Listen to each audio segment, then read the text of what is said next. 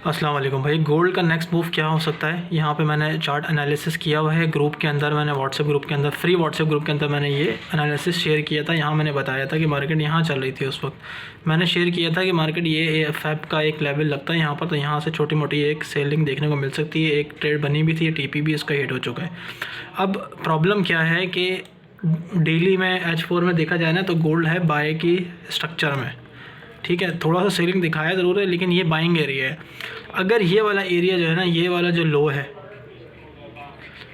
2747, अगर ये मार्केट इसको ब्रेक कर देती है तो फिर मार्केट जो है वो नीचे आके दोबारा इसी से रिट्रेसमेंट लेके मार्केट अगला लेवल जो है ना, जो सेलिंग एरिया है वो 2726 तक से लेके 2714 तक मार्केट यहाँ पे आ सकती है और यहाँ से बाय एक और दिखा सकती है। तो सेलिंग के लिए यहाँ से भी मार्केट डायरेक्ट नीचे इसको ब्रेक करके इस लेवल पर आ सकती है।